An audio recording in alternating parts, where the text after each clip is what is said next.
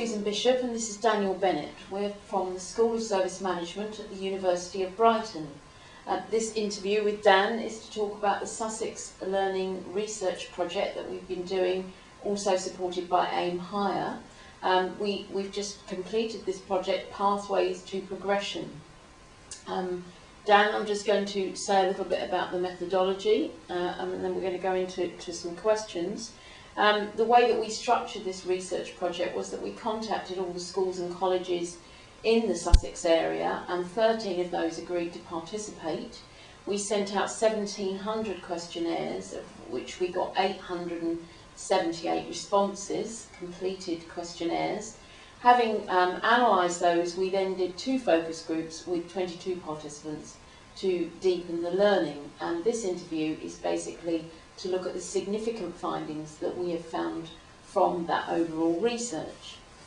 Dan, first of all, just wanted to ask you a little bit about the percentage of students who said that they wanted to go into higher education. We found about 88% said that they wanted to carry on their education and go into higher education. It was then a bit mixed in terms of what they wanted to do from there. 43% said a sort of a 3-year BA and straight into kind of a straightforward kind of Bachelor of Arts.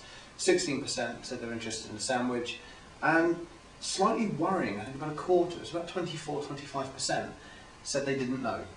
So you know, a good indication here on kind of people looking at BAs, but I'd say also quite a high percentage on people who, at the stage where they're at sort of 17, finishing their first year of A levels, going into their second year of A levels, were still not sure. So it's something there for us to watch out for. What do you think that could mean in terms of, could that be the timeline in terms of when we actually did the research, or are there any other indicators that we could perhaps look for to find out why they were not sure?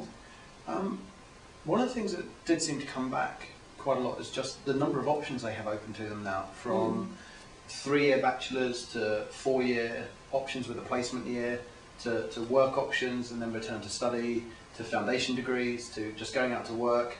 I think once upon a time when you finished in FE, you had essentially sort of kind of 3 options. You kind of carried on to BA, you went travelling, or you took a year out and then went on to your degree. I think students have realised now they've got more choice, so possibly are leaving that decision a little bit later than they used to, and are starting to formulate some ideas about where they want to go, but just not quite sure at this stage where they want to go. And perhaps again it's about the system. You know, you start thinking about it in your first year in further education, and then sort of really nail it down over the summer and at the start of your second year in further education. But certainly I'd say about 24–25% not sure. So the decision process seems to be a little bit later than perhaps we first expected. And Dan, can you tell us a bit about the courses that they were thinking of studying? Yeah, what was quite interesting that came out of the research was a lot of students were looking at progressing to university, into higher education, and doing exactly the same as what they've already done in further education. So those students who have done English or media for their AVCEs and FE were looking at doing English and media at BA level. So we were seeing kind of less of this move from I did these at A level and then I'm going to go and do something different at bachelor's level. There was this, I say, ongoing continuation of the same course, and a lot of probability that if you're doing maths at A level, you're going to go and do maths at degree level, same with English and same with media. And a lot of students have also studied some of these subjects as well at GCSE. So one of the things we're finding is students who are coming in to do their degree at their bachelor's level have done 2 years of GCSE in the subject, 2 years of kind of A levels in the subject, and now looking at doing 3 years of bachelor's. And that of course has some implications for universities in terms of what we teach on a BA. The fact that students will be sitting there going, you know, I know this already. And you know, you set them an exam question in business studies, and they'll be sort of, oh, did I do this? I think I did this at GCSE level. So we need to think very carefully about what they do or what their background is before they get to us, and how we get that good flow of continuation without being too repetitive, certainly in the first years of our degree courses. In terms of financial barriers, which is one of the questions that we asked students, their personal criteria, some of the things that they said is that the cost of living and the cost of the course was really important in terms of their decisions. What can we do about that? Certainly in terms of the decision-making criteria, I don't know it's a case of what we can do about it, but certainly what we need to be aware of is that finance is a big issue for them. Certainly in terms of the decisions that they make are very much driven by money at the moment, and very high levels of recognition of how much going to university costs. So the actual finance, the fees, the tuition fees themselves, cropped up as a significant factor. The cost of living, accommodation, food, going out, clothes, and actually moving away from home. And also some realisation that some locations are slightly more expensive than others as well. A couple of students who were looking at London universities were very keen to go to London universities, but a bit concerned about how expensive it is to live in London, whereas on the south coast, or if you go down to the West Country, or certainly up into some of the more northerly based institutions, the general cost of living becomes a bit cheaper. And this could be one of the reasons as well why we've got this high percentage of students who haven't yet made a decision on where they want to go. There's 24% who are like, I don't know whether I'm going to go anyway or what I'm going to do. Is that they're leaving it later because they're weighing up those financial implications. They're starting to think about, going to university and the financial costs, or going out and getting a job and the other alternative financial repercussions. Quite a few students as well talking about living at home. It was cheaper, and certainly through, I've got some students here at the university who commute, who live at home. I've got one who lives, I think, near Broadstairs in Kent, who is in 3 days a week and commutes in because that's cheaper for her. So you're kind of seeing more reliance on sort of looking at the local catchment, and research we did many years ago here showed that there was a definite catchment area for the South Coast universities, and normally about a 2-hour drive, so far enough away to kind of move out and go away from home, but close enough to kind of nip back home at the weekend and still food if you're running short. And then there's also the impact on part-time jobs. We had about 61% of the students were already working part-time, and were definitely saying that they would be looking to work part-time whilst at university. Key areas where they're working, if I recall, were hospitality and retail, which is probably more about the availability of jobs in those areas, but certainly a lot of students who are working part-time will continue working part-time, and finance was an issue for them. Before we talk about links to industry, which I know was a very significant factor from the research, what we discovered, and discovered very notably at the focus groups, was that students saw going into HE as the opportunity to get a better job and more money at the end of it. Categorically, yes. I mean, one of the biggest deciding factors of a student's decision to go into university was about employment. What's going to happen at the end of these 3 years? University for me is all about a job, employment prospects, a lot of stuff as well about salaries, and starting to tap into a lot of information which is floating around about how much you can earn more if you have a degree. So very, very highly driven by employment. Money, again, thinking ahead, if I'm going to get some debts, a good job, good employment will help reduce those debts a bit quicker. And starting to think about universities' employment rates as well. And we hear a lot of stuff at universities about, and we do it as well, 94% of our graduates are employed within 6 months of leaving, and I think that's become quite a standard statistic no matter which university you go to.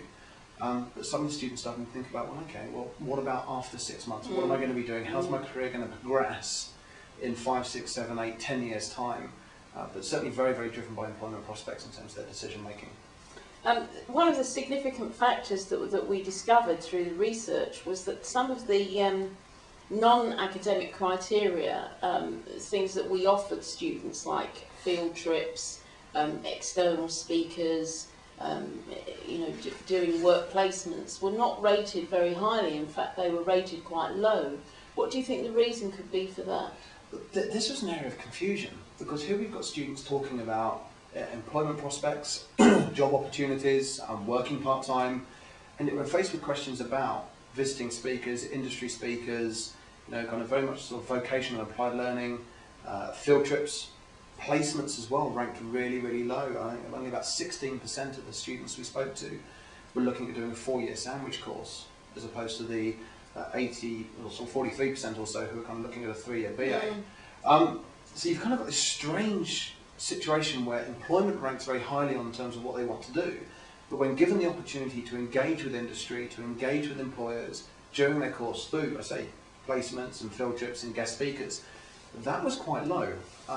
And we were quite surprised by that. It was starting to trying to kind of tease out the reasons why. one of the things there seemed to be was a very functional approach to education. I'm going to come in, I'm going to do a 3-year bachelor's, you will teach me, and I will learn this, this and this for 3 years, and then I'm going to go and get a job.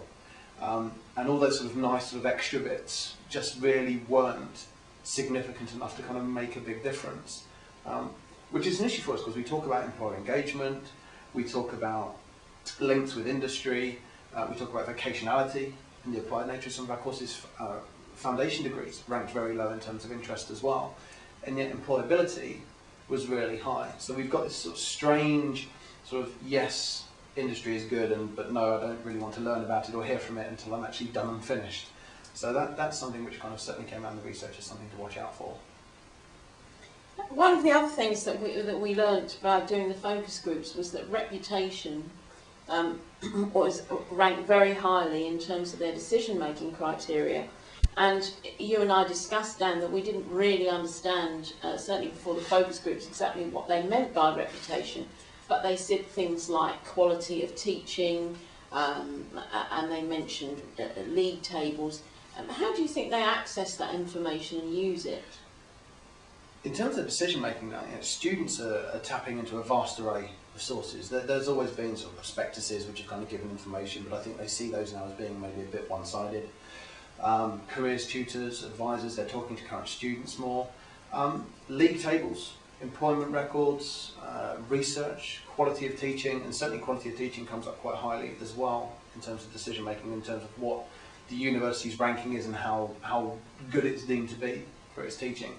I say there's a vast array of sources to tap into, and students are becoming quite good at getting information from a range of places and evaluating it in whatever way they do. I mean, a lot of the research and data there is quite subjective. Things like league tables. 1 minute you're up, the next minute you're down. Every league table puts you in a slightly different position. One of the things we do see is students tapping into, I say, a lot of current student opinion, quite interested in open days, talking to tutors and asking some quite detailed questions to potential tutors about what the university offers and how they're going to be taught. And then also things like social networking sites, Facebook and MySpace, in terms of sort of university groups and people going to university. A couple of students were talking about their members of groups saying, I'm applying to go to this university, are you going as well? And then these sort of conversations coming out about what this university is like, have you been for an open day? So we need to think very carefully about these kind of criteria that students place. They're very heavily influenced by friends and family. Certainly mum and dad play quite a big role in where they go.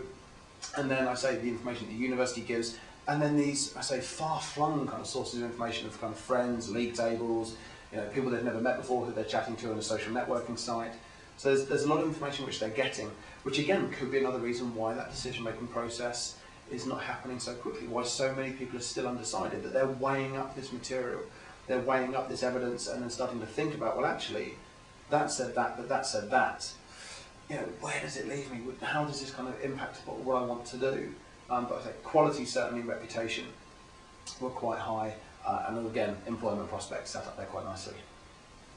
So, if we were to take 3 things forward in terms of finding out more information about 3 areas from this research project, Dan, what do you think we should concentrate on? First and foremost, one of the things that came out to me was we need to have, as higher education institutions, we need to have a better understanding of where the students have come from in terms of their progression. And not just about at college in FE, but also before then at GCSE. We're getting students who are coming in who have been studying the same subject for 4 years. And we need to start thinking about maybe better links with FE, possibly even going into links with schools, or at least having a better understanding of the curriculum and the learning they've done. There's that strange conversation, isn't there, about some courses, about whether it's conversion or continuation. We take you from here and we turn you into this, or whether we take you from here and we just progress you nicely up this path which you're already following. That, I think, is something for us to consider. You don't want first years leaving very early on in the course because they don't feel they're getting anything new or additional to what they've already had for the last 4 years. And I say worst case scenario is that moment where they kind of sit there with an essay question or an exam question and they maybe kind of recognise it in being too similar to something they already did at GCSE. Just the thought sort of scares me slightly. So certainly a better understanding of where they're from in terms of what they've already learned and how they're going to progress. And then starting to think about how we adapt that into our teaching strategies. And I guess the second point for me would then be about flexible learning. Students want to work part-time, I'm not saying we should go completely distance learning, I'm not saying we should be completely full-time in the classroom day in, day out, but we have to recognise the demands on the student lifestyle now at different stages of their studies and their different levels of knowledge as well, and how we try and engage with the students to learn at possibly different speeds and different paces, how we enable students to kind of still tap into part-time work and things which they still feel they want to and need to do, and yet still able to participate and engage with education and progress through education, but without feeling that it's either too far above them or that they've already done it when they were sort of 15 years old. So some look at how we learn and teach and how our students, as they engage with the subject, becomes quite key. So flexible learning would be my second point. My third one really sort of taps into a little bit on the stuff on part-time work and employment, which will be about employer engagement, and how we either make students recognise the value of that better or actually engage with industry in a better way. We've got a lot of students here who are doing part-time work. Can that relate to some of their studies? Can that relate to part of their learning? How can we use their part-time work as part of their courses? How do we bring industry into education and integrate some of these kind of guest lectures and industry speakers? How do we use and how do we see the value of placements? We still don't know really why students are not getting into placements. For some, it may be a cost issue. It's another year and they still have to pay fees for that year. 3 years full-time and you're done, and you've reduced your expenses by possibly, I don't know, £2,000 or £3,000, which in the grand scheme of things could be quite a lot. So there has to be some consideration about a kind of employment engagement from the student perspective and how we really kind of tap into it, I guess, and I say that kind of value that it adds to students in terms of the learning, very much so that applied knowledge as well. So I say better understanding of where they're from in terms of what they've already studied before they get to university, our approaches to learning and flexible learning and employer engagement. I think they're three key areas which we need to look at, and maybe some further research in those areas as well, just to kind of delve a bit deeper would be useful. Right. Thanks very much, Dan. Thank you, and you can get our full report by downloading that from the contact details on the ebook.